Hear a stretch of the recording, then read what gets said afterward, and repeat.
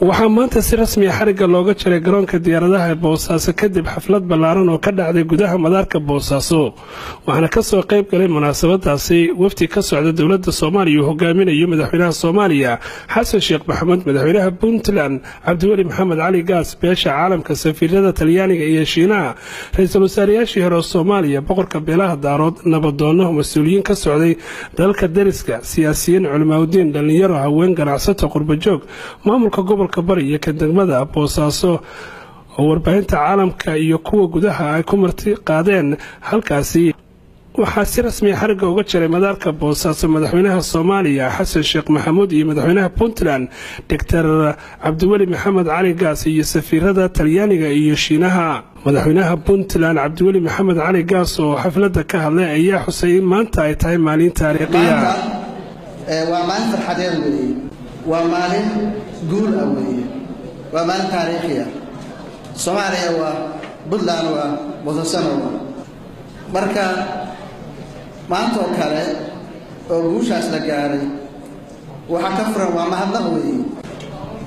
khudbad kale oo dheer aan u gelinayo waxaan rabaa mahadnaqaas inaan ka bilaabo ilaahi Allah subhanahu wa ta'ala noo ogolaaday in mashruucaan hirgalo awoodiisa ay ku hirgashay isaga ayaa mahadda koowaad iskale. waxaan rabaa kaloo inaan u mahadnaqo intii kale ka qayb qaadatay. mahadda koowaad waxaa iskale dowladda Talyaaniga oo runtii mashruucaan la'aantiis uusan noo hirgalay. uu nala joogo ambassadorkoodii Fabrizio Marcelli aad bay ugu mahadsan yihiin mashruucan iyo mashaariicdii hore ay u sameeyeen iyo kuwo kale badan oo khayr qaban ka rajayn doona insha Allah mustaqbalka. waxaan rabaa inaan mahadnaqo shirkadda mashruucan hirgelisay oo runtii shaqo fiican ka qabatay aeroboortka. dhabtu waxaa weeye dhaqaalaha ku baxay iyo dhaqaalaha aanu haysanay wax isla ma marka dawladeennii mar dambe oonan filahay waxay tiri siyaasi Salaad Cali Jeelo oo goobta ka hadlay ayaa fariin siyaasadaysan u diray dawladda Soomaaliya.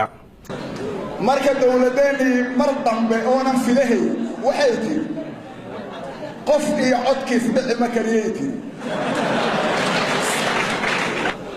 hooyada marka ay foolanayso oo fooshu ku adkaato hadda kululaysaa lagu duraa kululaysa. dawladeenna marka haddii ay mataqaanaa dhiiggu ku yaraada hadda shacbiga Soomaaliyeed la rabaa inay kululaysa ku duraan si waxaan rabnaa ay u dhasho. ugu dambeyntiina madaxweynaha Soomaaliya Xasan Sheekh Maxamuud oo goobta ka hadlay ayaa sheegay in Soomaaliya ay cagta saartay wadadii horumarka Puntland ay hormuud u tahay. maanta siyaasadda iyo qaabka dawladnimada dalku waa qaabaysan yihiin. waa tallaabo ku sii kordhayso maalin walba hore u sii socota. wixii dib u heshiisiin iyo wada xaajood iyo wada hadal lagu helayana waa lagu jiraayo waa kuwa socdaahe. wixii jiray waa la wada hadlayaa, waa la isku celcelinayaa, wada hadalka waa lagu noqnoqonayaa, meelan kala aadaynahay ma jirto. marka dambena waa heshiinaynaa haddii alla yidhi. kaftankii saaxiibaday qaarkood inaan ku celiyo oo 25 sana cirbad kululaysa sidaan isugu durayno qar uga dhacaynay yaan meesha nimida kululaysa nooma noqoto. deganaanshiyo iyo isdhegaysi iyo isqadarinaan u baahannahay. degdegsiyo iyo muxuu ahay kululaysa dambe nooma noqotaan qabaanina. Ahmad Sham on Cable TV Boosaaso.